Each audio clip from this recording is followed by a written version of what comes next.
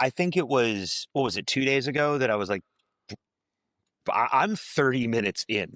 What is this? I was so impressed. I did not know what to make of like me being thrust into Westerns month and just like this is what we're watching. Oh Yeah. God, it's like, but it's going to be like watching Boomer Vision, and then I turn on the first 30 seconds or the first 30 minutes of this, and it's just I send you a message. I'm like, this is fantastic. Yeah.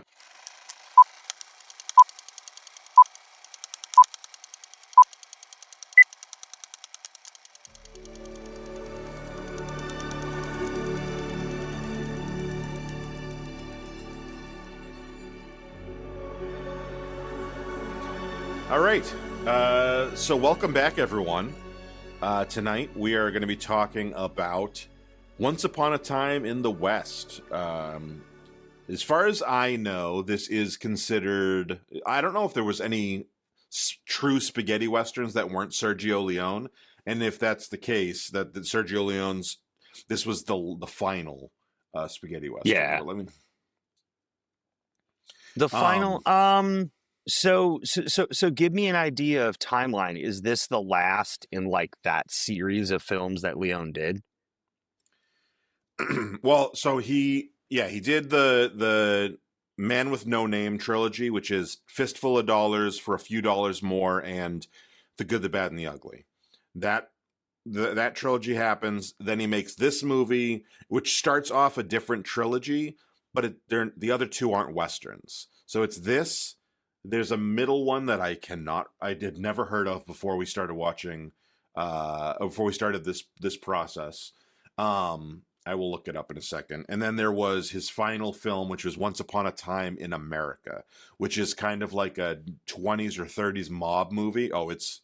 I think you would love that one too. It's De Oh, okay. Niro. Like as soon as you described it, I'm like, ooh. I'm looking it up right now. So Sergio Leone, his last two movies were, yeah, he only directed 9 films, which is interesting too. So okay, so he did Fistful of Dollars, Few Dollars More, The Good, the Bad, and the Ugly, and then Okay. this one is separate from those in characters. I would also say scope and style. This was fairly different in a few Oh, okay. ways. But it has been a long time since I've seen those 3 movies, so keep that in mind.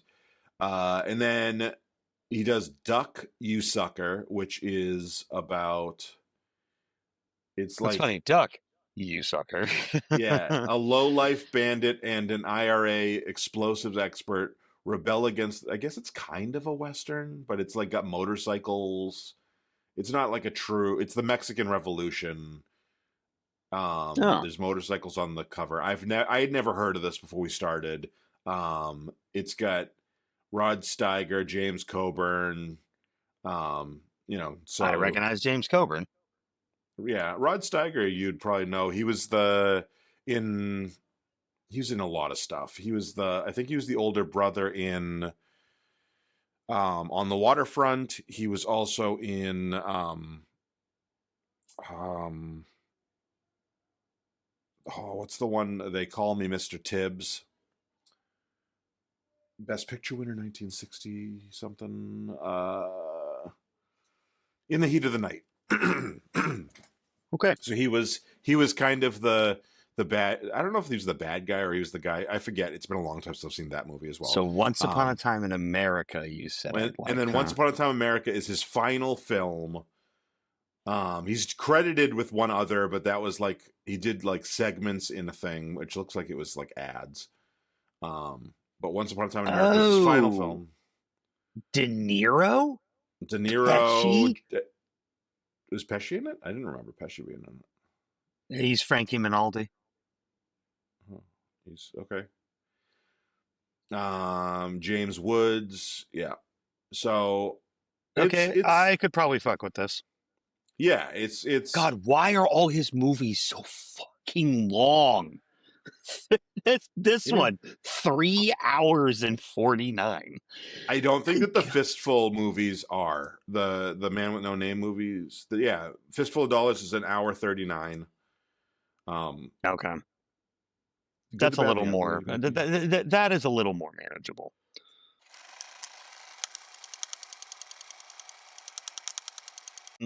For me, Leone is dealing with the end of the West. So you've got a railroad, corporate power, land value, and the way like modernity crushes those older codes and methods of living and methods of surviving Yeah. given this time in history. The movie for me, I I it's not that I thought westerns were bad in the way that I think true romance movies are bad. They're just not my thing. And I think when we look at art, Yeah. I can separate art that I think is just fundamentally boring and doesn't excite my hopelessly broken brain. Yeah. Um, this was operatic, but everything inside Once Upon a Time in the West has just serious weight Hmm. and boots on wood and dust in the air, flies. Oh, dude, the flies are like a character almost in some of these scenes, especially the ones with That hold on, opening scene. their names are Stony, Snaky, and Knuckles. Yeah. So the three Hank sent us or Frank sent us henchmen. Yeah. Um and the the the method of Leone making so many of these environmental, this is something that we talked about before recording the episode. There's so many of these environmental things that just give all of the scenes such realism, which is the focus for our episode. Yeah. And it is just exhausted bodies and people's property, whether it's human property or financial property or physical property. There is so much here, guys. If you're not a Westerns person, this might be yours. Yeah. I would say so. Yeah. When we're talking about realism, one of the things that interested me in talking about realism with this movie is that there is a lot of realism, and yet there is I would say there realism in some places is sacrificed for realism in other places, Okay. and Yeah. verisimilitude.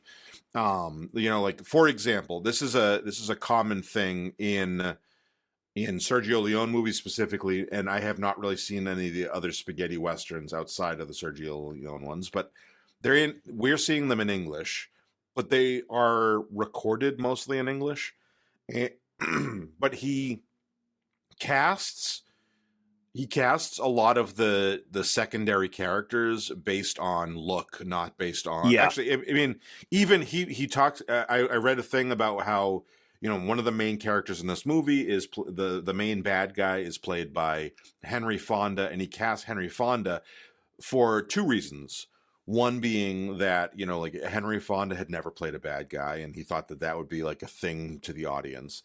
But also, like when Henry Fonda showed up in Italy to start working on it, he had brown contact lenses in, thinking like I'm the bad guy, and he's like, no, no, no, we're playing up the Henry Fonda-ness of Yeah. you. Yeah. Like you're gonna have blue eyes, like we're gonna do Hmm. all of that. We're not gonna so he casts very much for look, which works really well. I mean, like I would say, especially when as much as I loved last week's movie, jump forward to this week, and you're also jumping forward 15 years, which in filmmaking changes a lot, and Okay. so you get like there is a cleanliness to High Noon that seems unrealistic for what we would think of really being in the West, right? Like there's it's kind of that. It's not quite as goofy as that scene in Back to the Future 3 where Marty's dressed up in the cowboy outfit and he's like, Doc, what is this? And he's like, that's what Gene Autry wears or whatever. Uh, Yeah. like it's not quite that like level of goofiness, like, but there is a cleanliness to High Noon, Yeah. and this is like you're not going to be clean. Like, what are you like? Even the woman in it, she's beautiful. She looks dirty the entire movie. And she's a tan woman, but she also has like there is just like a level of like that's and she talks about getting wanting to take a A bath bath, like so and many times, like a yeah, lot. like it's clear and there's ways, there's people who have like bad teeth and they're like you're very like, hey, how you doing there? Like very much like what we would think of looks wise. Getting those people didn't necessarily mean you could get English speakers. And so he Yeah. goes and he gets, and so there is a little bit of there's sync issues in a lot of places because Oh God, they're yeah. being dubbed. But you got the right look. So like I think that one of the reasons why it stands up and people liked it so much at the time and why we like it so much now is because like when you're watching it, especially there's enough action that you're not really paying attention to people's lip syncing too much, right? No, and the sync being off only jarred me when those would be the super westerns very tight on the face. Mm-hmm. But there weren't very many of those Right. because Leone made sure that when those scenes were happening, those actors were the English speakers, so it was much more in sync. The character that probably was the character that probably was the most difficult was Mr. Morton, which was played by Gabriele Frazzetti, which very likely was an Italian dude. Right. Whereas And a lot of the other his main shit was cast, off. His shit was off more than the other guys, but right. it was not Yeah. often enough that it took me out too much Yeah. of that specific scene because there was so much like weight to what was happening. Yeah. So the main 3 or 4 guys are all American actors. They're all pretty well known actors. We've got Henry Fonda, Charles Bronson, and the other one's my favorite, and I'm spacing on his name. Jason Robards. Jason Robards. He was my favorite character in the whole movie. No joke, dude. I like him in this a lot. But he was great, and I've liked him in a lot of things. I've seen him in a lot of things, but I really liked him in this. But they're all Americans, so they're synced pretty well because it's just a matter of making sure the film stock lines up, right? Mm-hmm. I would guess that with the woman, because she is an Italian actress, Claudia Cardinale, I think is her name. I would guess that with her, yes, Claudia Cardinale, correct. She probably speaks English and got dubbed because her dubbing her like lip sync looked pretty clean. It did, but she had no accent. And maybe she just really got the English accent or the American accent. I could be 100% wrong on that. Yeah. Although I would have thought it would actually make sense because she's supposed to be from New Orleans, that they could have given her like a New Orleans accent, and I would have thought that would have been easier since it's like so French influenced. But she had basically had that like generic, like what I try to accomplish with my voice. American so are accent. you saying non-regional diction? Yes, yeah. that Omaha, Nebraska sound. You mean the lack of it entirely? So I really think that the movie, for the realism angle, this movie is a myth shot like matter, and everything has texture, cost, and speaking of that, like out of sync, drag. And I'm using drag in the sense of not the brunch and not the race, but the dragging something behind you, like the physical act of trudging. That's what this felt like, but it wasn't trudge like timeline. It was trudge like everything here, from McBain dying, his whole family being murdered, except for his fiance. Sorry, wife. Because she was married by the time she got there. Yeah. She had to be for the plot to work. She had to be for the plot to work. Even though half the town didn't know she was married already, they thought she was getting married then. There's this this like, you know what? It's reluctant to move on. That's that Yeah. drag. There's this like heavy weight that doesn't feel like we can get on with life. And the opening scene of the three henchmen waiting at the Mhm. train station, buddy, I know realism is our focus, but when his hat kept casting the shadow on his eyes, on his eye line, and it kept moving like this and then slowly stopped like right above his eyebrow. I was like, holy God, that is good. And I know in our last episode in High Noon, I talked about like the sound being way too pumped up in the mix. Oh yeah. This has much better balanced sound. I And kind of. okay, So this balanced felt, in the sense that it works in the scene. yeah. Okay, This is a specifically, stylized, punchy sound. no, Th- it is, Like, but it's like, not out of place. That's more what I mean. Like that yeah. grinding of sand under a boot being like Hmm. so pushed through, it's as loud as the dialogue. Like that Right. didn't take place. But that is more of an era of when this film was made. Sorry, Yeah. that's more of a product of the era when this film was made, Yeah. not it's what it was a stylized choice. Like when Yeah. we watched A Special Day, that has that 1940s, 50s, like seriously punched up audio, Yeah. and that was just a product of how films came out then. This is stylist choices, and I love them.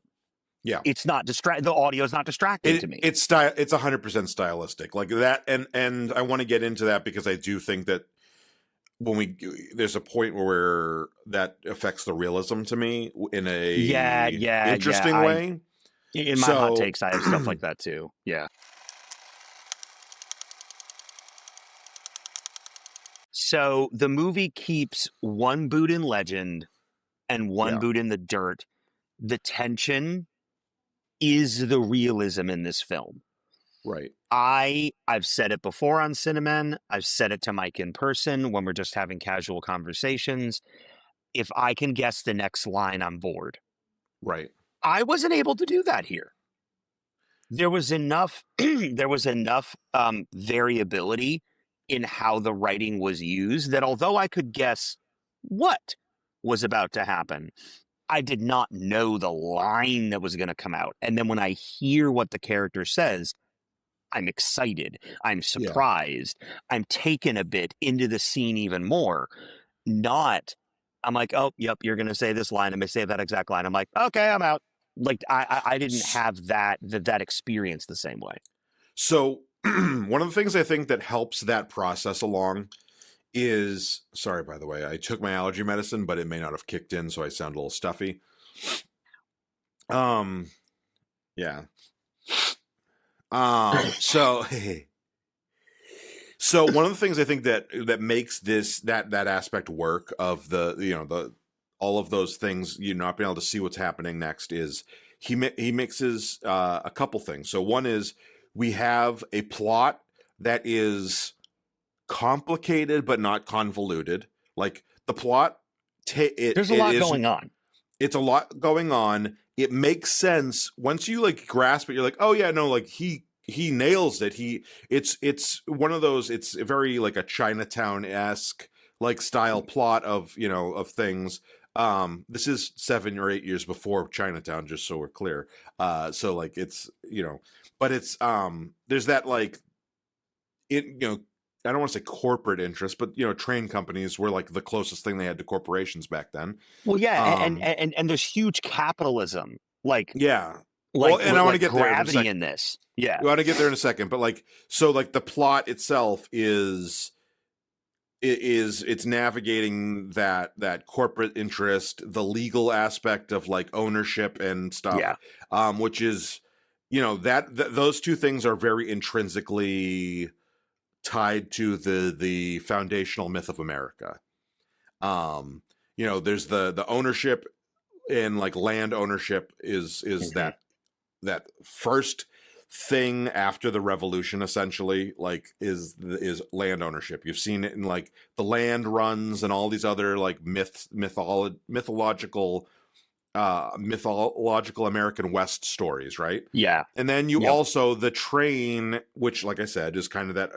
It's that initial push into, you know, the Industrial Revolution and and like what we knew over the last 150 years of capitalism. Now, capitalism's existed for thousands of years, but capitalism as we know it, in, you know, in the last 150 Capitalism years, in this stage of yeah, America right, is its own character in this yeah, film. And who was it that was saying, you know, oh, you see this giant here desert here, hold on, as soon as I see the character's face, I'm going to know it. When Frank is talking about, was it Frank or Harmonica? It was Harmonica. When yeah, he's talking to Jill McBain, and no, not Joe McBain. He was talking to someone else, and he said, "Oh yeah, McBain is a crazy person, but he knew the railroad was going to come through here. He yeah, bought all this land knowing it was going to happen. So yeah, because of the McBain is a water. bit of Yep, a because of the water. McBain's a bit of a dummy, but at the same time, he's not like business dumb. right. So So we have those two things going, which I think really help with that not knowing what's going to happen next. And then we have the yeah, three guys, the three main male characters, being archetypal, you know, stand-ins for three different positions. So Harmonica is justice. Uh, Frank is. Do we ever get Frank's last name, by the way? I know it's Frank. I think Frank is just Frank. Okay, we get Like Frank. anything I can see, he's just listed as Frank. We get Frank is that stand in for like that ruthless like unfettered capitalism, like that, Yeah. like once you've taken the genie out of the bottle kind of mentality with capitalism. Okay. and Yeah. Yeah. then and then why am I forgetting Jason Robard's character's name? It is Cheyenne, which I love that Cheyenne. it's a place, but it's also a name. Like I liked Yeah, how that was used. It kind of yeah, felt like what an Italian would think. What would they name an out west character? Oh yeah, a place. They just yeah. like gave it a name.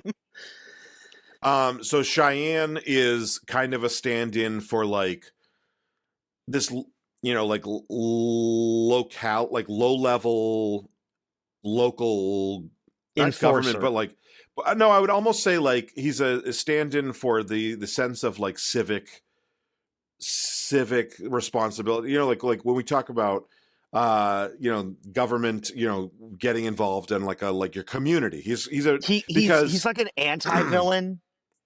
right, He's because not at nearly as first bad as Frank, but despite being like a yeah. genuine hardened bandit, he's kind of sympathetic. Well, no, he is sympathetic. Yeah, no. So I think at the beginning he's that like tough guy, but he's, you know, I think we're supposed to think he is the bad guy from High Noon at the beginning, but what we quickly Oh, realize okay, is yeah. that he is kind of the like the stand-in for the community that they're in. Because at Okay. the beginning he's like, nobody comes around here in dusters that isn't one of my men, and at, you know, at the end he's like, well, Frank's going to come in and ruin our community, so I'm not allowing that. And he also has a fondness for is her name Jill McBain, Her name is right? Jill McBain. Yep. Yeah, he has a fondness for Jill, and like a patrony, because even though he like there is a little bit of like attraction and stuff, there is almost like a caretaker for her in a Yeah, different way. he's endearing to her, but not in a way Yeah, that like he wants to take her on the rope suspended bed right, in the stable. You know. right. And and I think that that's best depicted in the fact that like we recognize the level of like he recognizes how beautiful she is, and this is a Yeah. really weird way of doing it, but he says, "You remind me of my mother. She was the biggest whore in all of whatever, but she was also a great woman." She was And also a good chick. Like the way he said. and so he's like, I recognize that you're a sexual entity, but you're also a great woman. That's how So I read that. That especially because I don't. He doesn't seem to know about her past. I don't know if Frank, what Frank says to her, I don't even know if that's true or not. But like that she about him was. dying. No, Frank, when they're in bed, he's like, you were the biggest whore. You were the best whore in New Orleans, and then you got Oh, that McBain to that marry you. that is a line that makes me really curious on what we don't know. Yeah. Like was Jill essentially just like Also, I want to n- just interject real quick. When I say whore in this episode, please recognize that I am quoting the movie. I I like mean, I'm we not. believe you are. Come on. Yeah. I don't want anybody to think that I'm just like whore, whore, whore. No, like I would refer You're such to a people. hoa. I'd refer to people as sex workers in modern day, but in the context Oh of the yeah, movie. well, so I I'm curious about Jill's real history. Mhm. Al- Almost like, is she just a gold digging, like, and I mean this in the nice way, slut, where Yeah. she can like she can get an old west wealthy dude with really that facial hair, bro. I don't understand when that became popular. McBain's facial hair that does like the high thing that connects to the mustache, but then the whole rest of the face is shaved clean. It's Yeah. such a bad look. Um, but I was literally gonna do that look this when I shaved the next dude, time.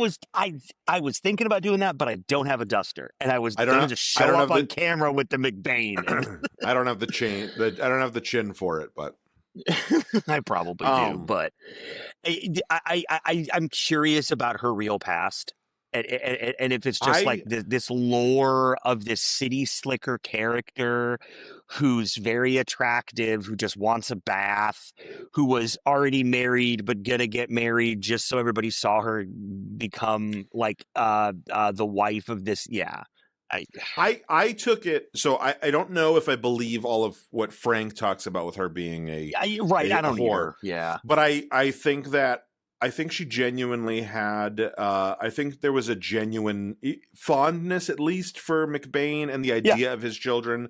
She hadn't Uh-huh. met his children, but she seems genuinely sad. There's the moment when she's Yeah. talking That's true. about he came, I forget how she worded it. He came to me and we talked, and I realized that he had money and that we could go off together, and I thought, this is a man I could give 6 children to. Mhm. I could I go ahead remember and that. have 6 children. And so like that to me seems like more than just gold digging. That seems like Yeah. there is something there emotionally. And There's something there, or is she using this something to run away from what's going on in New Orleans for her? Like it's about to get worse, and right. she's got to get out of Dodge, which I really believe is why this happened. I believe she's obviously too good to be there. Audience, yes, she's gritty. Yes, she's tan, but she is way too nice to be there. She is way too wealthy, well, sort of, to be there. And there's this misplacement that Jill I don't, McBain has in what's the town they're going to? I forget. It's not Um Cheyenne, but no. I don't know that she is wealthy yet. I think when he said he had a lot of money, he meant like I have a lot of money coming. And I think that, oh, fair. and so like there is a lot, like you said, like there is a lot that we're missing because we don't see the beginning. And I think in the ending we do see, we see her going out and giving the water to the men, and being very like friendly and inviting and matronly to them.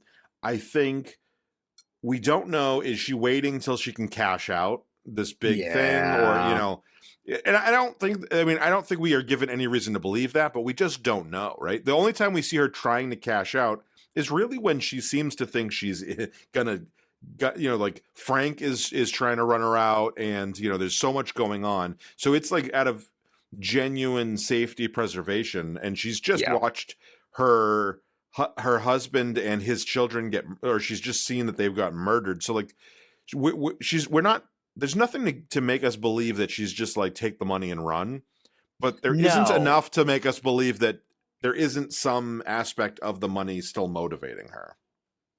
Okay. I'm with that. Uh, What feels what feels more real for me, I I think it's one of these three, and I'm not going to reveal which. okay. Do you think the reality here is more the violence, the labor, or the waiting? I think it's a bit of each. Like there is a there. I think that there was so much thought put into it that to create this Yeah. sense of reality. So like we talked about, like there is a lot of I think there's a lot of stuff that in other westerns is set dressing, and in this movie Literally is nothing is. Like is a nearly in this nothing. movie everything is addressed in some way, even if it's Hmm. like someone in the background is using the old-timey pump, or like there's so many things that in a western someone was like, oh, that should be in the background, but like they don't Yeah. necessarily give thought to what it does or showing what it does. And in this one it feels like everything is functional and lived in, and so there's that side of like the labor, because we see the laundry stuff, we see um uh there's baths, and there's the horses eating inside the, like they have their own separate room in the That's what I was tavern. about to say. Yeah, um the there big pan in the tavern, where yeah as it's panning, there is someone doing something with each thing in that background during that entire pan, and that pan takes like yeah 15 to 20 seconds. yeah So there's the people feeding the horses the hay, yeah and you actually see the horse first, and then as it keeps panning, you then see hay falling, and then you see the person shaking the hay yeah into the thing as it's falling. Like it is such yeah intentional use of like just the entire background, the set. Nothing felt like set dressing. And no Tonino Delicoli, who is the cinematographer for this, made sure that all of these different pieces had something to do. And this is the same cinematographer on Good and Bad and the Ugly. It's the same cinematographer as Once Upon a Time in America. yeah It's the same cinematographer on a lot of these, but also on films that aren't even westerns. yeah So, Gospel According to Matthew, Life is Beautiful from '97, The Name of the Rose from '86. So this cinematographer doesn't just have this like compartmentalized talent, but it yeah shows in the way that the entire background was always doing something. Whereas Lawrence of Arabia, those big pans, it was stillness, but it was intentional stillness. yeah This has something going on. It is dense. Nearly every time there's a big pan, it's dense.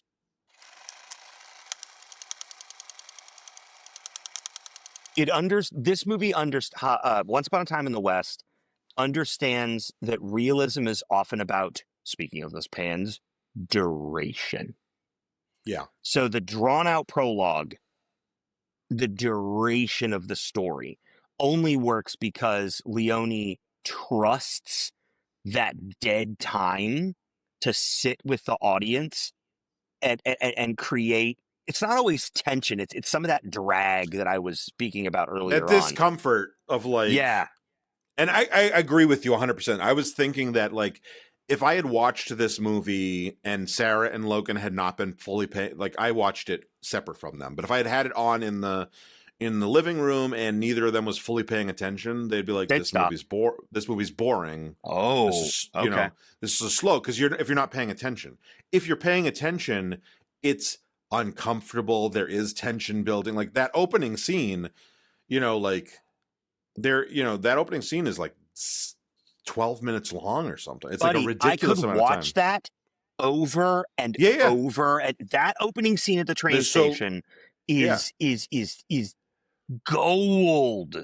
Stony, Snaky, and Knuckles have It's such like everything right. about how they're acting has something just in them that, But oh God, it's good. but it also adds this texture to the movie. Like again, separating it from High Noon, like High Noon doesn't have any real spare time, right? There's nothing. This No, movie, yeah, if you cut that opening scene down to just the bare essentials of like they run the ticket guy out and then they wait until harmonica they wait shows until the up harmonica shows up. Yeah, you know and if you cut that down to like 2 minutes, you don't get any of the sense of texture of the world.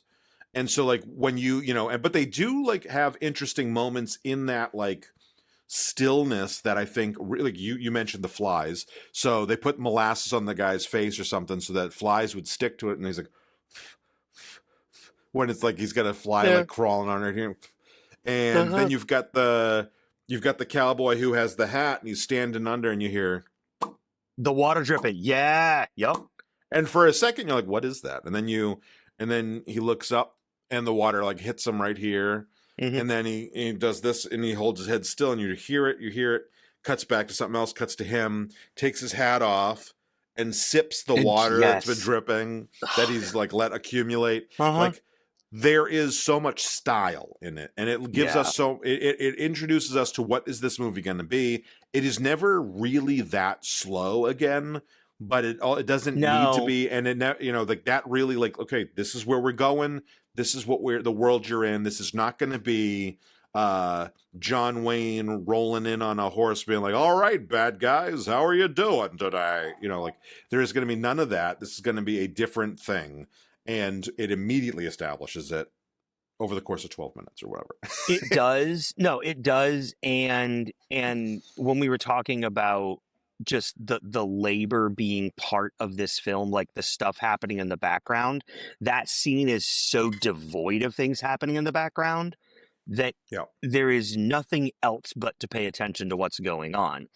And the only time that I broke out of the scenes every time, and it is my biggest what it got wrong. I know how a harmonica is played. It looks so fake. It drives me nuts how fake it looks. Okay. And I understand that harmonica and Bronson, like, we're not expecting him to be a harmonica player, but at the same time, I'm not watching this because I think it's going to be Charlie Musselwhite on the screen. I know that, but just it felt like it was obviously dubbed in, but it just felt so like it was so good, and then but then you're supposed to be moving that often, but he just kind of holds his hand every once in a while and just scoots it like a little bit left and a little bit right, but the notes are changing more than his hands moving, and it's Okay, so that I don't know anything about harmonica playing, okay. so that Sorry. didn't look wrong to me, which is fine.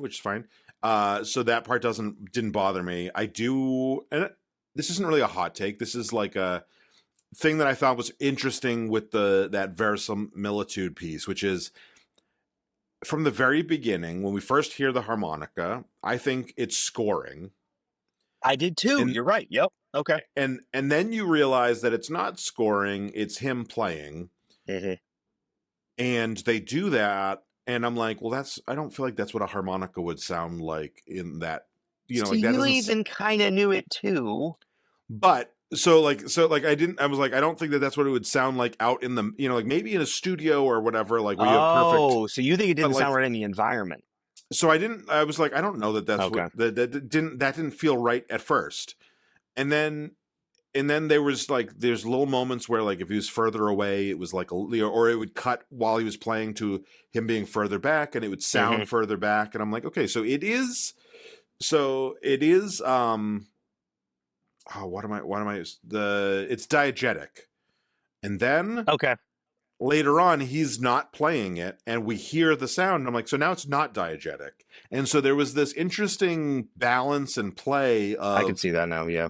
is he playing and we're hearing the score, not him playing, or is, like, and it was so playful in that I'm like, I didn't hate it once we saw that moment, which is like 2/3 or 3/4 into the movie, Hmm. him not holding the harmonica. We see his face and we hear the harmonica. I was like, oh, maybe it is the score, and maybe Yeah. like, and I was like, okay.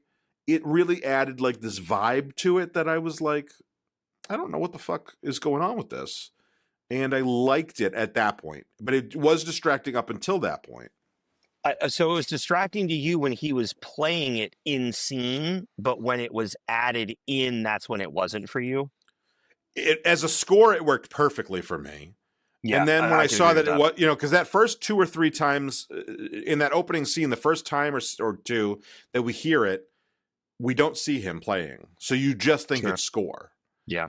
And then we see him playing, and I'm like, oh, and so like it was. I think that upon rewatch, I would have like, okay, well, just let it be what it is now. You know what I Hmm. mean? Like because it does because there is no consistency in is this diegetic or non-diegetic. So Okay. And being a big fan of music, I like when films either take an in scene music and make it score, or take a score and then blend it in. Like, for example, you yeah, hear a band playing and then you see a band playing, like that kind of thing. So I right. I I like that in a film, but for I do me, too. when it's a big part of that character, because it is for harmonica, it's his freaking name. Yeah, There's you've got to nail it, and someone who is a nitpicky person like me, it didn't nail it, but it never took me out to the point that I was like annoyed. yeah, Is maybe how I should say it. So the other like could have done a little better, and I say a little because obviously I'm a fan of this film. Um, it's the real. Is it the real surfaces and systems, not kind of ordinary psychology? So there's a little bit of there's to me there was a lack of explanation for the land and the politics and everything that goes into the acquisition of it that McBain had, that just more felt like it could be distilled to man has land, people want it. yeah. And and Oh, and, and if it was just that, that's fine. But there was clearly sure. more to it than that. And there was Yeah, never enough dialogue between characters, or even just say a prop that was a newspaper right. that I do want to go back to showed harmonica for a something. second. Oh, I want to go back to you transitioned topics so fluidly.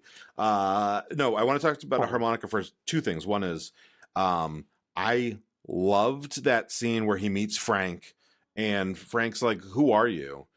And he says a name, and I'm like, "That's so like." First of all, it was like the most generic name. It was like Paul Thomas. Like Yeah. and then I was like, well, that's kind of like it. And then he goes, he's dead. I killed him. And then he goes, Al Stevens. And he's like, Yeah. he's also dead. I killed him. And Yeah. I'm like, oh, he's vengeance. He's justice. Like that, it worked. But there was 10 seconds of like, oh, and then immediate redemption for it. And I loved that part. Like that part, Hmm. I was like, oh, this is amazing. And then like, oh, we're never going to find out Harmonica's real name. And we Which kind of is don't. which is He's just harmonic. yeah, which is great, and I loved that part. Yeah, so that's all I wanted to say about harmonica, real quick.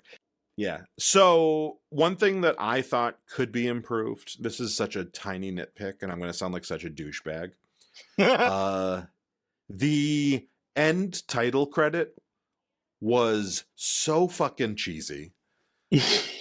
And I was like, I just committed to 3 hours of this amazing This epic is what you Western, gave me. and you threw on the lamest iMovie like titling, like it literally is. I don't mind that it comes, for viewers. I don't mind that the title comes out on screen like this, but then it Yeah. like loops around and follows the train where the train tracks are going to go. Hmm. And it's not like it, and we don't just see it in like perfect readable, like it then reverses, and I'm like, what is this? Like Hmm. this, I that was, to me, I was like, I've never ever had the worst thing about a movie be the way that The they end do their credit. end credit title. Like the end credits themselves weren't bad. I didn't mind No, but the those. swinging thing This as it Once comes Upon a in like Time in the this. Yeah. West. And he Now was, that you say iMovie, like I totally see it. Oh oh, no. I Oh no. absolutely, I I see it now. absolutely, I was like, dude, like, that would It kind of be is like okay, now, if now you now I just, see it. it'd be kind of like if you just randomly threw in while she's like giving the men water and you just hear, like it was the equivalent of that. What the fuck?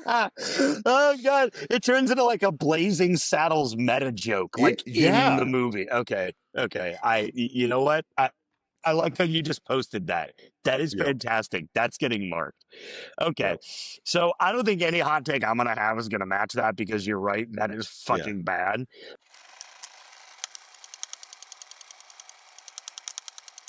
So I did. So this might be one of the best movies ever made about capitalism replacing heroism. Like yeah, I it is like so many of the things and the conflicts that are going on between the characters are just about the richest win. That's yeah. it. So I actually thought that was a really interesting part too that I was going to mention for hot takes is I don't know that this was 100% intentional, and maybe this is just my own political leanings when it comes to capitalism coming through a bit. But Frank and I'm sorry, what was the guy the handicap guy that hired Oh him, God, I've got Mister so much to talk about him. It's Mr. Morton. Mister Morton? Okay, Mister Morton and Frank are almost the perfect Two sides. example of capitalism as we see it now. Mhm. Frank is the tool. Mr. Morton is like, I want what I want, and I don't care how I get Mr. it. Morton is the evil rich dude, and Frank is the useful idiot. No, I don't agree. Oh, okay.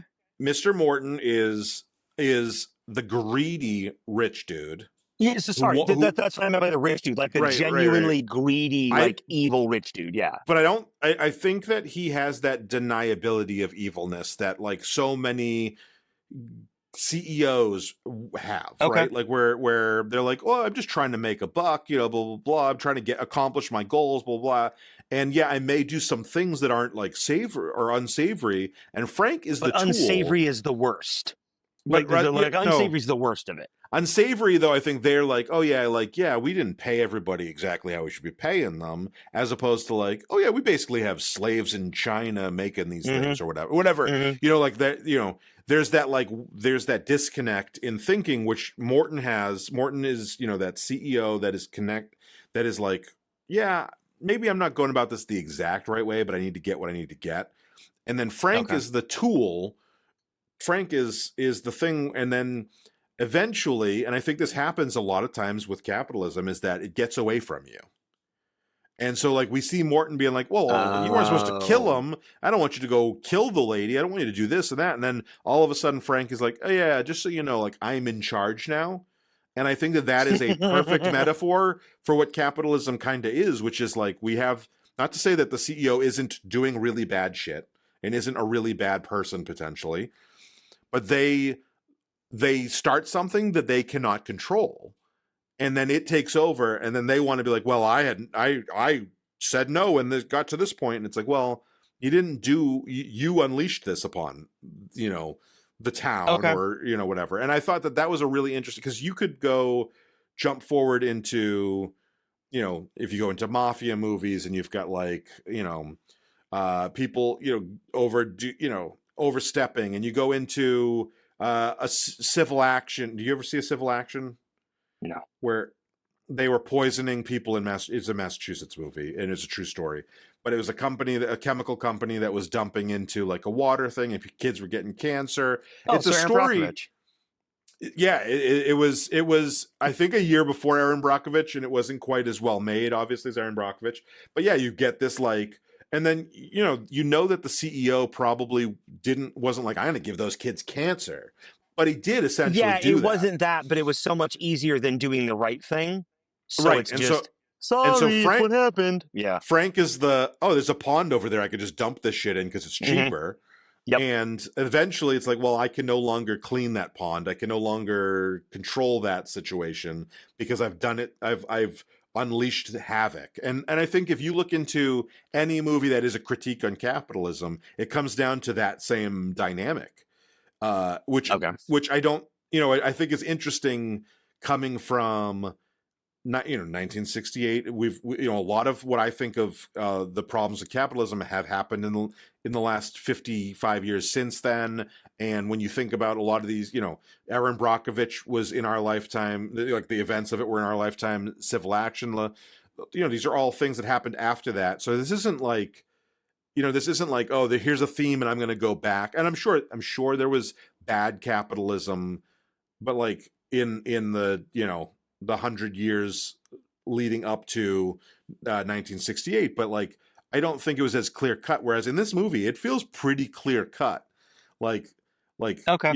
you've unleashed a weapon you can't control. So he so I can see Morton as like a handicapped, like like kind of an action hero badass. So not only does he have the brass stones to play games with Frank, he Yeah, also would have succeeded in having Frank killed as well if Harmonica hadn't stepped in. yeah, yeah, And he also just killed Cheyenne. I mean, yeah. Well, and that then so therefore is the problem too, because he's a cat. He's capitalism. Frank is not capitalism. Frank is the tool that we unleash, the Pandora's box that gets opened that you cannot close. And Frank even kind of said it. His line, yeah, "Who knows how far you'd have gone with two good legs?" yeah, yeah. Like And I that. think I think that like that is even part of it too, where you have like this guy wants to get he says like I started out on at the Atlantic Ocean and I want to see the Pacific before I die. And you're like, that's a cool Mhm. cool goal. Like that's a good, like it's It's a not cool rich person's goal problem. sure, Like I just want to see. but even out of, if you take all of the bad stuff aside, like that, you didn't start from a place of like, I just want all the money. You're like, you started from a place Yeah, of he's not of Scrooge McDuck. you started from a place of like, maybe it's not the most honorable, but it's not dishonorable. It's like neutral, No. right? It's a neutral Yeah, goal. yeah. And I think that is even part of this capitalism metaphor, right? Because it's like, yeah, like lots of people like lots of people start their company thinking we're going to do this Do thing the right thing. Yeah. that might make our lives better, and by making the money, but also might help somebody. And Mhm. then you end up, I mean, pharmaceutical, like the pharmaceutical industry, when what was it, 10 years ago, insulin was getting jacked up in pricing, and it's like, well, Jonah Salk, he, when Jonah Salk died, he was worth like $2 million today's money, and it's like, well, that's not poor, but it's also not like I'm almost a trillionaire, like. And Yeah, I think, yeah. and Yeah. and so I think like, and Jonah Salk, as far as I know, I'm not saying I'm saying he is the dream, and then people took those ideas afterwards, right? Yeah. And I know Well, Jonah Salk didn't create insulin; he created penicillin. I'm aware, but you know what I mean. true. So I even, speaking of like Cheyenne and Mr. Morton's interactions, I even like how Cheyenne refers to him, or him playing capitalism in this film, as Mr. Choo Choo. So Yeah, he Cheyenne even, like there's even this little like nod to, he is he is capitalism just running over everything in this film. And I also think the fact that he is like, um do you remember, the 21st night of uh September. well, that, okay, so have you ever seen Chitty Chitty Bang Bang? No, I've seen the Okay. first 5 minutes, and I was like, this is enough. It was a big film for me as a child. And Baron Bombburst is one of the characters in that. And he is just like the stupid, goofy, happy, wealthy king, right? Yeah. And when I saw Morton, like the way Mr. Choo Choo even has like the satin ribbon that he pulls to make this train stop and go, like even that's decorative. It could have just been like Yeah. a cord like in a city bus, but I liked it even more. My favorite, like it's just this is silliness, is he had like that scaffolding that came down from the ceiling in his train car. So when he didn't want to use his crutches, he could, like a monkey, move across the train car, holding on to these railings that descended slowly from the ceiling, also Yeah. with like a pulley. It's the silliest, like only rich people would do this shit, but Right. it's funny. And I Yeah. like that, and a character as gritty as Cheyenne calling him Mr. Choo Choo. Yeah. I love that so much. Yes, I absolutely would recommend this film. And Ditto. it's not Yeah. just because it's the purest Western, because unless you're about to wow me with these other two, Well, the it's the not other because two for me. are not going to be. Well, I don't know about. I have never seen our fourth movie, The Harder They Fall, but I will say that the next one is not like a traditional Western. It's a modern Western, um, by the guy who made Yellowstone and stuff. So, but yeah, no, So, what purist? You can still be a pure Western and be modern.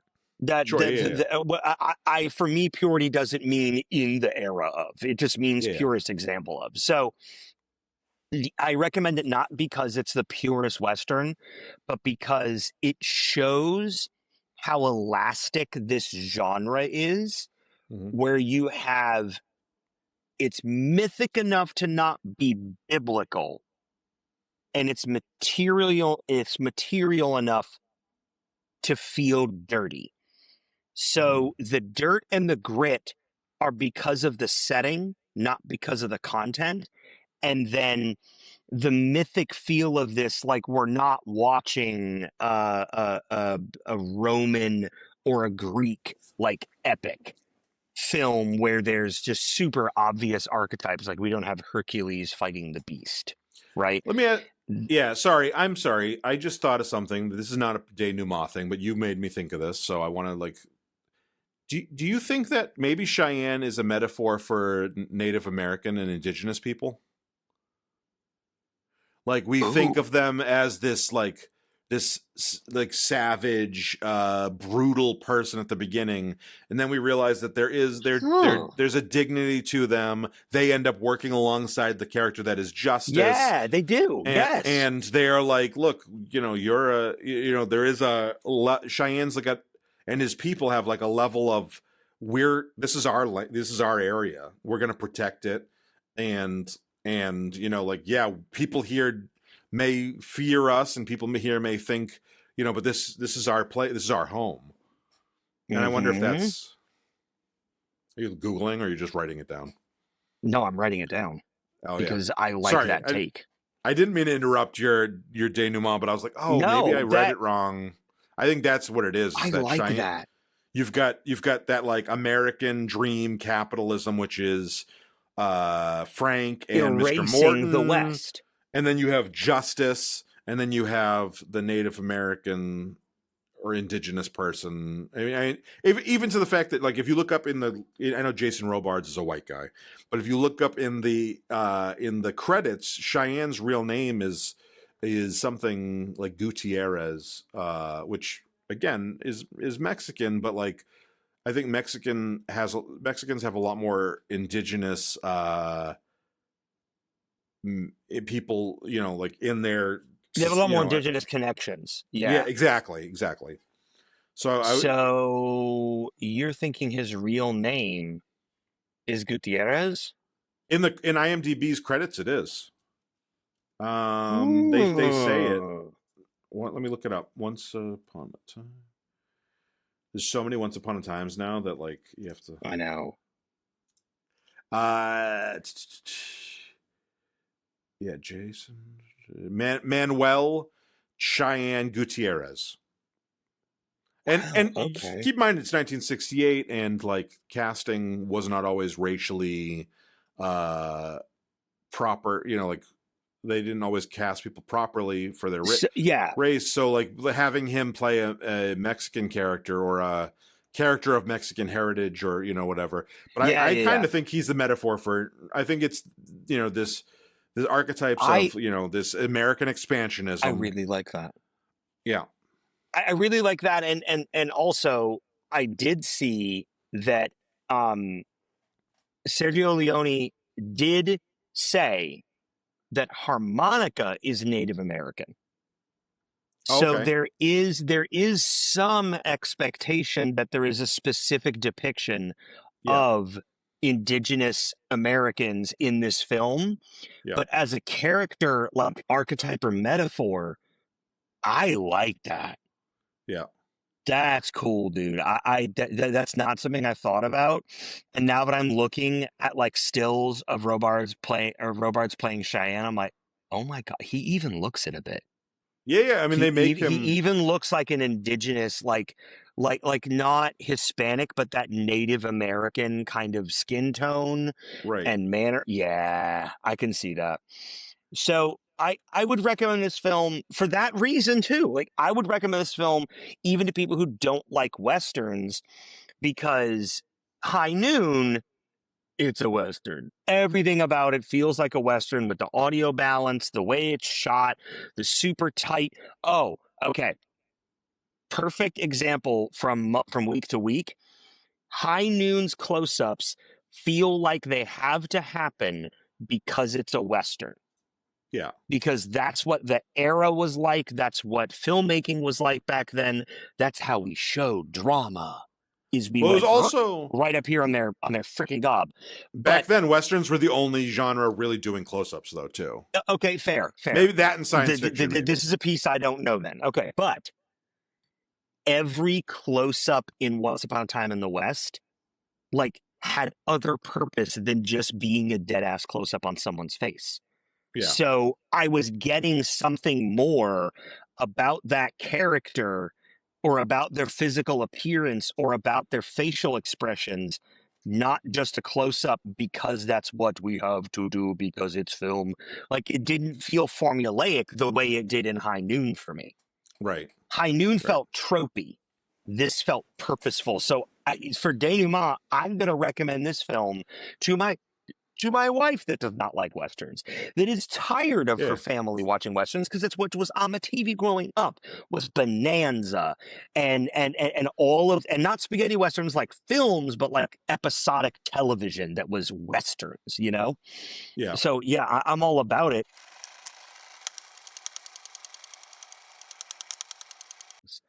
Sure. Yeah. I Yeah. am. What?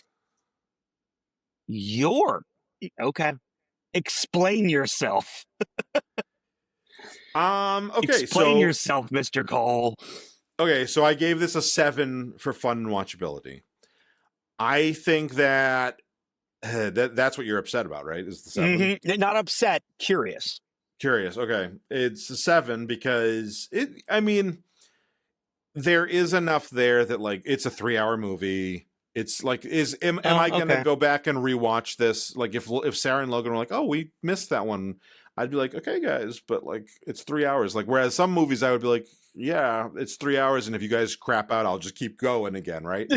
I don't know Sounds that I like my would. house when I watch I these. I don't know that I would this week. Like maybe in a year from now I would absolutely rewatch this. Yeah. It is such a time commitment. Is that Yeah. the biggest reason it's a 7, not an 8?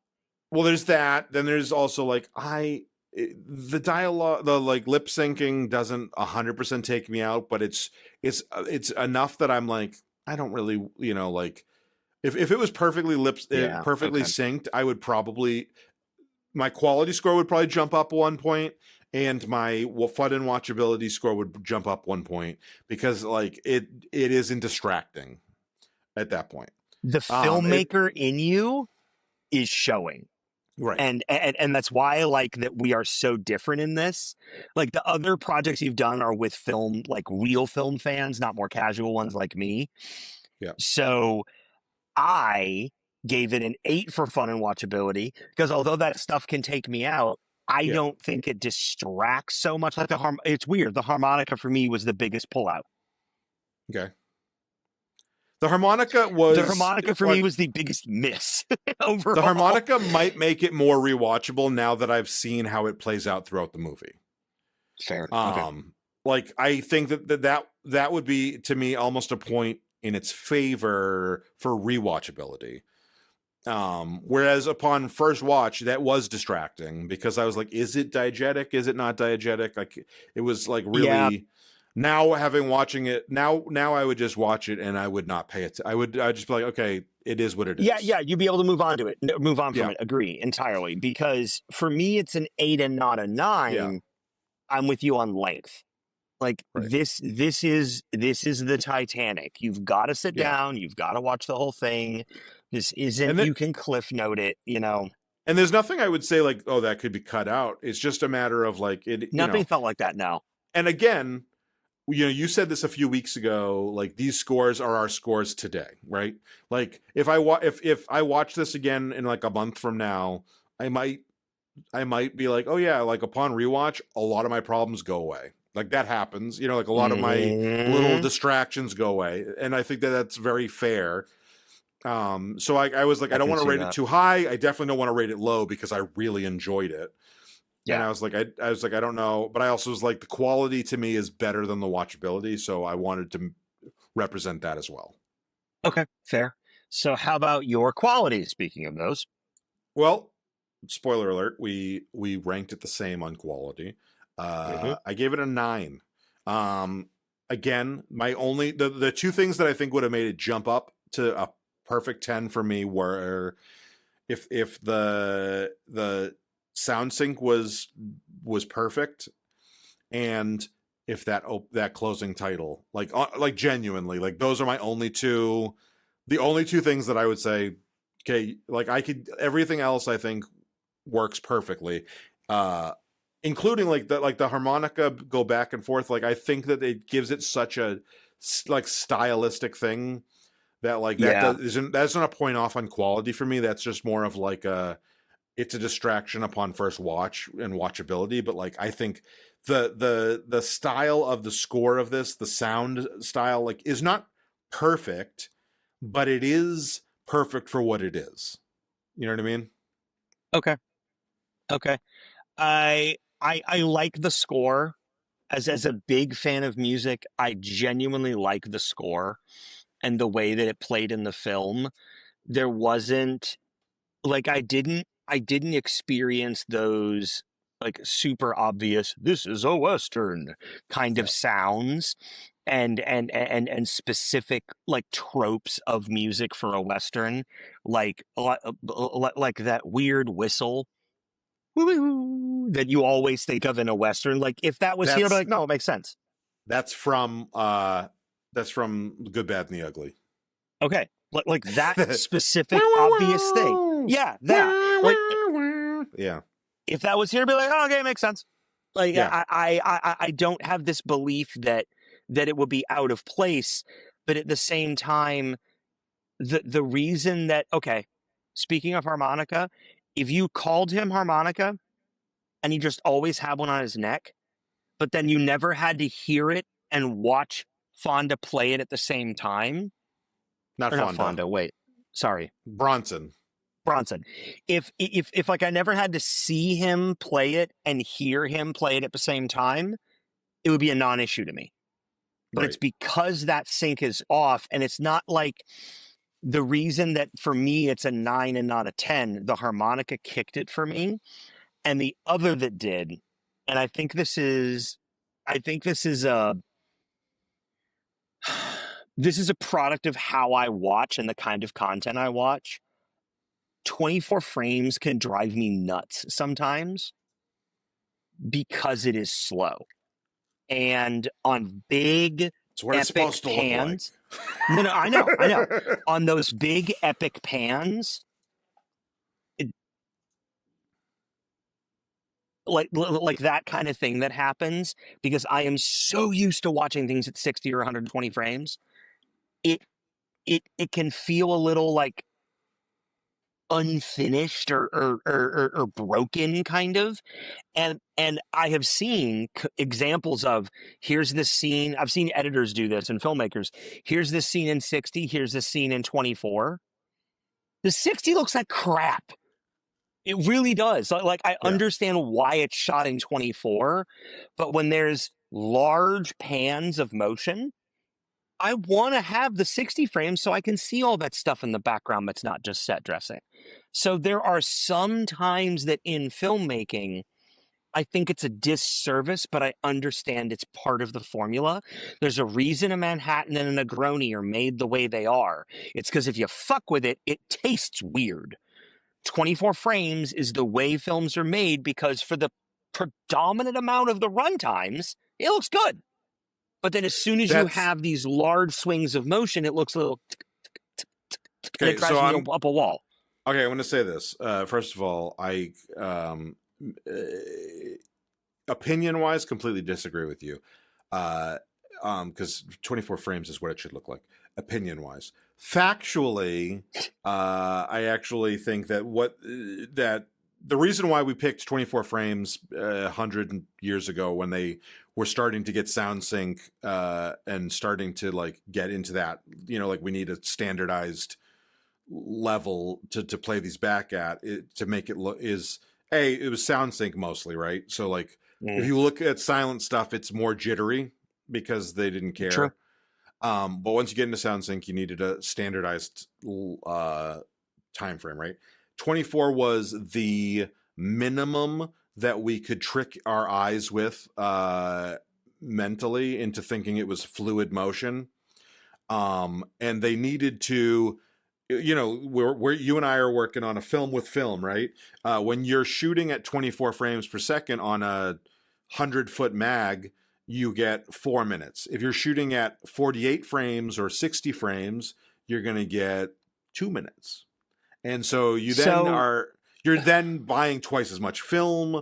So they were like, what's the lowest amount and then it was the standard for 70 years until we got digital, because it was cheap. It was the cheapest way to do it at a rate that tricked our brains. Then you get into digital and you get into video games. I think video games have had as much to do with this as digital has. They absolutely have. And a lot of the content I watch is based around that. So as soon as I don't see 60, I'm like, yeah.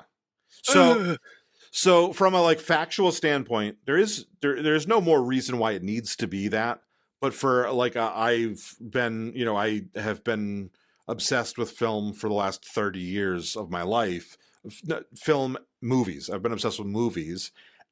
I am like pretty stuck on this standard of 24 frames per second, opinion wise. That's why I say I disagree with you opinion wise, but factually, like it's just a matter of like, it's, I'm not, I might. Well, no, hold on. So I agree with you, but I also saw that filmmaker, like I saw a couple videos where they showed the same scene in 60 and it didn't look good. It didn't. Oh, okay. Everything was synced up well. Was it digitally bad. Okay. Was it digitally enhanced to be 60, or was it, because there's probably a difference? No. This was the same filmmaker shooting on digital. Okay. But just shooting in 24 and then shooting the exact same scene in 60. The 60 looked bad, but it could just be that specific scene, because I'll give you the example. The only time where this like was when there was large pans of motion. Right. When there is small amounts of motion in a scene, characters moving in like the mid-ground or foreground. Right. I don't see a lot of just gross. I like how it looks. It's only when there's larger motion where the 24 frames just can't keep up and it looks like a slideshow in comparison to nice, soft, fluid motion. Okay. And I, like you, understand why it is 24. Yeah. But the stick in the mud, this is the way it's supposed to be, I can appreciate coming from the culinary or cocktail world. A Yeah, yeah, Negroni is a frickin' Negroni because it's balanced the way it is. It's not actually a balanced cocktail. It is a right, bitter Campari mess. But I like that flavor. So for right. me, it makes sense. So, like you So, said, for opinion, yeah, tracks. yeah. Practically, no. Okay, so what I So want to it's a say 9 and not a 10, you know? what I want to Yeah. say back to the and I have not really watched anything played back at 60 frames per second, right? Or whatever. So I don't really know entirely what that looks like. But do you know what pan and scan is? Hmm. Yeah. Pan and scan used to drive me fucking crazy.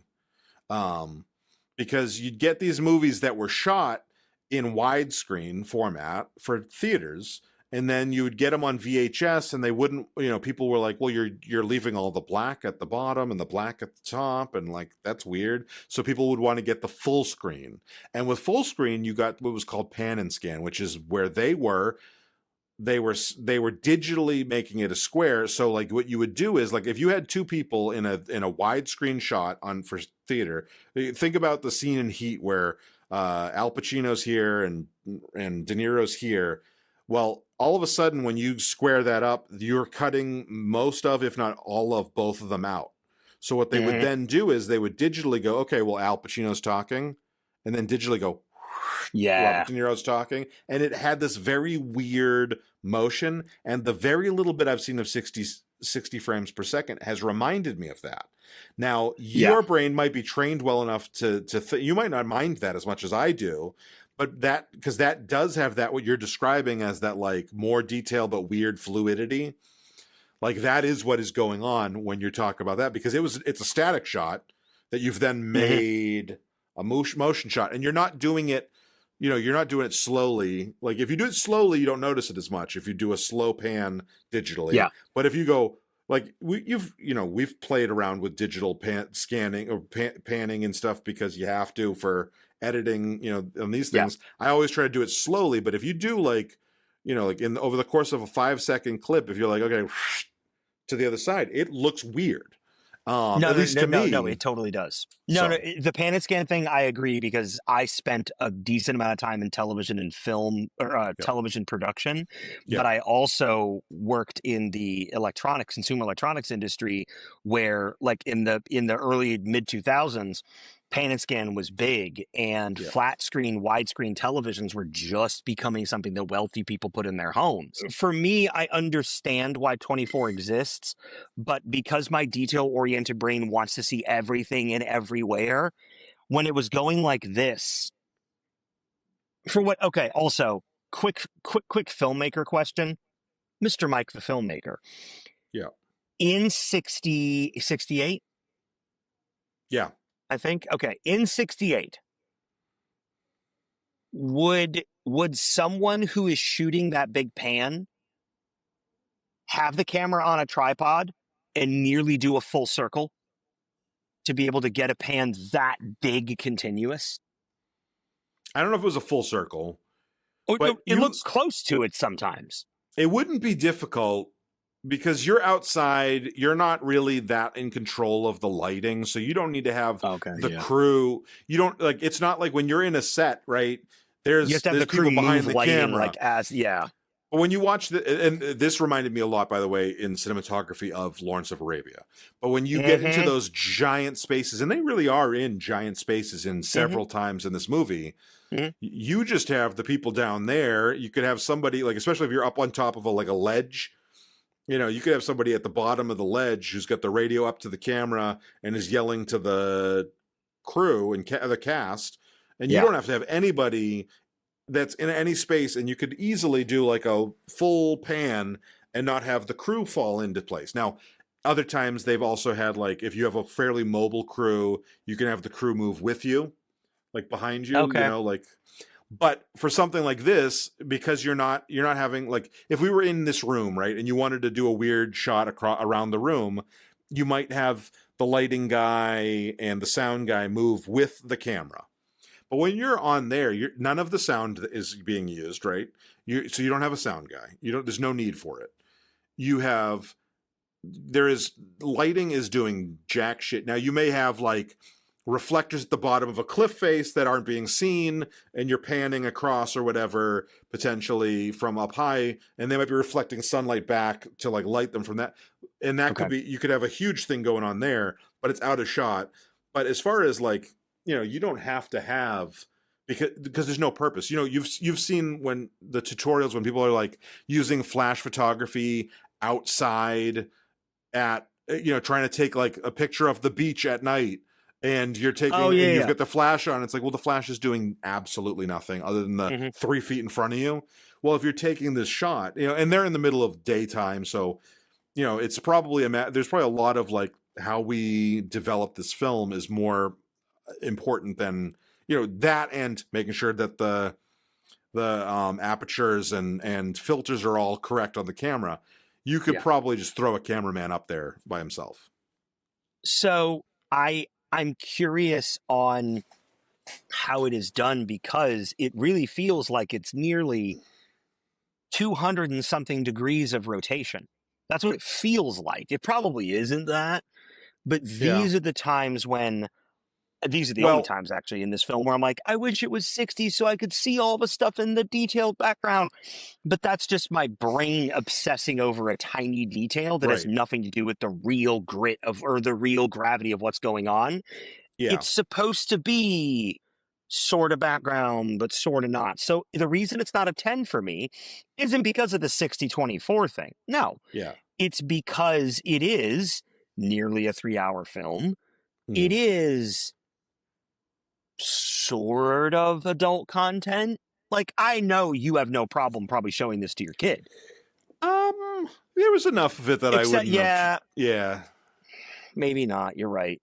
So there are some moments I mean, where there's I'm some thinking, references to essay and stuff, and yeah, so true. And it's not that a sex scene isn't something that he's never seen before, but it isn't a short one. And it no. isn't a one that doesn't have a decent amount of detail. Yeah. So one of the things that because I'm a technical person, one of the things that I like to look at is shotonwhat.com, which is a large repository for modern and vintage films and what equipment was used. So the two cameras, Ari makes an appearance again, no surprise. They shop us on Ari Flex 35s, and Mitchell BNC, blimped noiseless cameras. Yep. Which I know the least about this Mitchell BNC. What do you know about this thing? I've never heard of Mitchell BNC. I know what the blimped, like, especially when I've been looking into 16 millimeter a lot Mhm. for our short film. A lot of these can't, like, here, I'll do it. They make noise. Now Mhm. that's not a problem There's again if mechanical you're noise in there, yeah. that's not a problem if you're on top of a cliff and you're not planning on using the sound. But if you're in a scene and you're like, okay, I want to get you talking, and like, then that I've hit the end of the wind. It's gonna like give off audio. Like if we were shooting a dialogue scene on film in this room with this camera, or my other film camera that I got, they make a lot of noise, and so Mhm. you and I, we're not using them for sound sync at all, so it's not been a problem for us. But so what they will do is they will put the blimp is like an insulation piece that helps, so you don't hear that audio outside. Like it basically like insulates it, so that winding that let me wind Mechanical it. noise. Yeah. The mechanical So, noise is like reduced, so oh, I it's can't loud, do it. guys. Yeah. Yeah, And it's so these were the two that this entire film was shot on, and there's there's a little bit of, even in modern films, when we're using modern day Ariflex, and we are shooting on fantastic equipment, but we're still shooting at 24. It it's becoming a style thing. and I completely support it, even if my brain wants that little bit of extra detail that I'm Yeah. missing. So it's a Right. 9 and not a 10, which makes this film a 16.5. So it places it in the exact same ranking as American Fiction and The Conformist, a fantastic film. And what were the other two? Ratatouille and our very first episode ever, The Exorcist. Yeah. It places it just under Lawrence, not just under, but it places it under Lawrence of Arabia, Sinners, A Special Day, and just a shade by the smallest half a point margin under Tick Tick Boom. Yeah. So that gives us that kind of gives us an idea on where we ranked this film overall.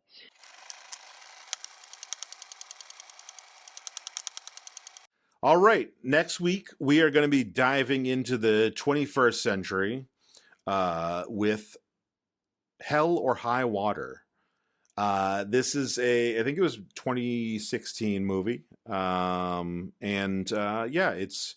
it's a modern Western made in modern times about modern times. At least it may not be like truly modern. It might be like 80s. I forget. But we will talk about that next week.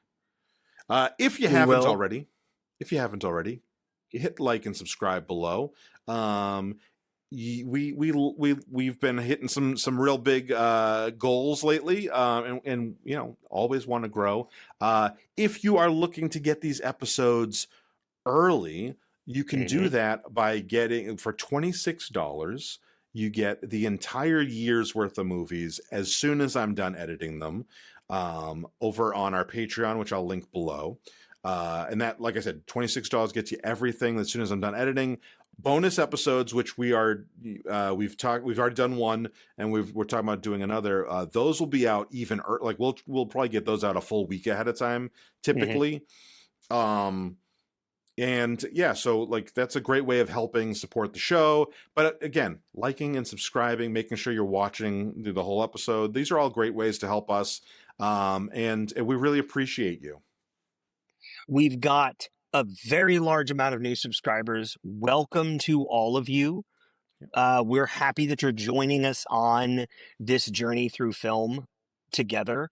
And in the near future, I'm actually going to edit some of them as soon as we're done recording, are going to be shorter form, easier to digest sections of our Yeah. episodes and also some other fantastic shorter form stuff so that if you don't want to sit down and watch us talk for an hour about a movie that was nearly 3 hours, you don't need to. We'd be happy for you to join us in any of our content, whether it's on Patreon as a paid subscriber, whether it's on YouTube as a free subscriber, or whether it's you just giving a like and watching maybe a few minutes or some of the shorts. We appreciate any and all of the viewership and engagement on the content. We are going to make this, and Mike and I have said this before, whether you guys like it or not. Whether you guys interact with it or not, we are here because we're passionate, and I'm interested to learn in this process and be part of a film, not only just part of criticizing them or watching them with a friend.